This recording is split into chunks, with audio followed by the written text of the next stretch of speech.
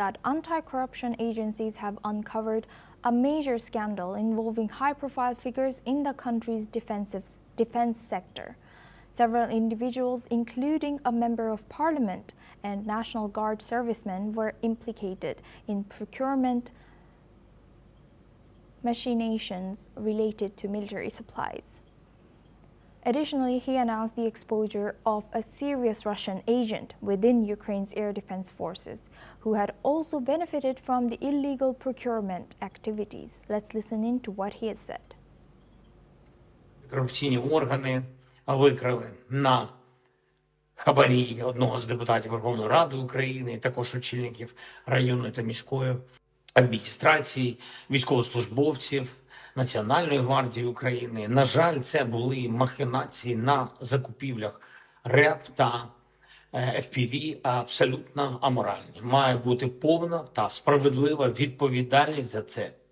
Я подякував очільникам антикорупційних органів за цю роботу, за такі.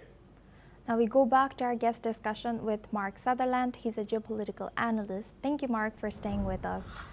Now, how does this revelation of a corruption scandal within Ukraine's defense sector impact Ukraine's domestic stability and also international reputation, with recent criticism that President Zelensky faced just within a few weeks ago?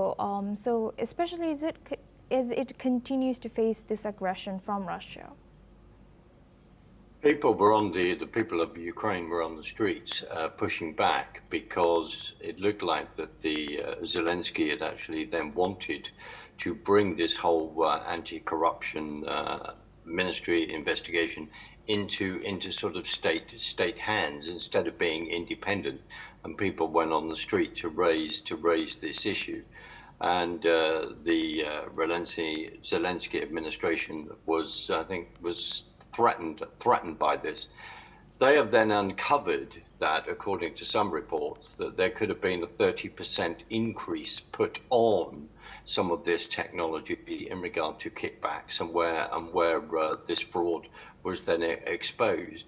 So it's the independence of this group in investigating this fraud is extremely important to the people of Ukraine.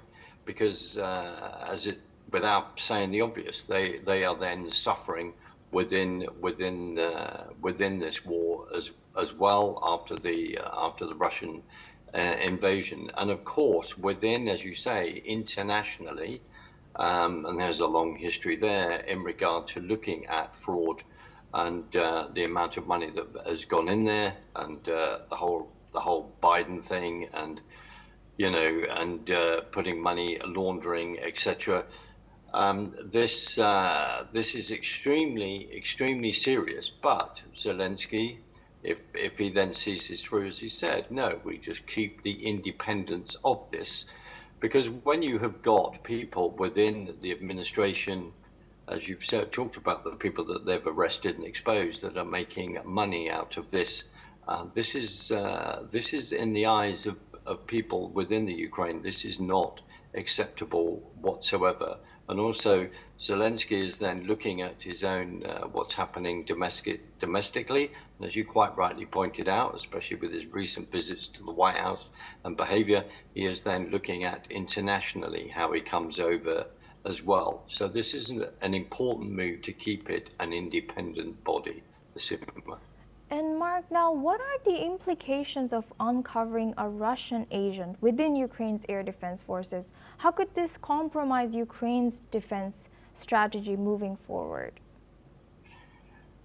It is important. They need to, if you're looking at both sides and how you are then fighting a war, it's important that you uncover these things all the time, because the issue is that people are using whatever they can to undermine the other side, whether that's through, as you say, through agencies then coming into that particular country, embedding themselves, and then passing all that information back from spy point of view, whether that's on a propaganda level as well.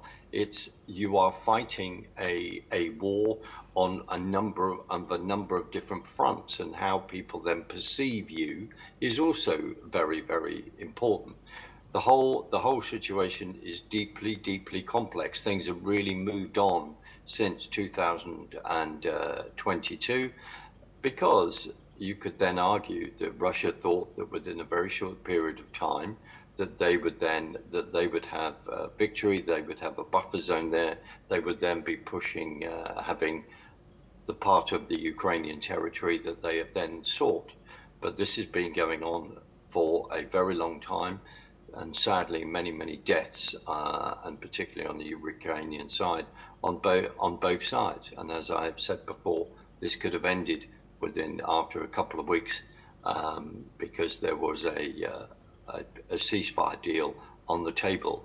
But unfortunately, people flew over there, had a discussion to actually stop that happening. So it's complex, Asuma. Yes, indeed. Thank you very much, Mark Sutherland, for joining us and sharing your insight throughout our news. Well,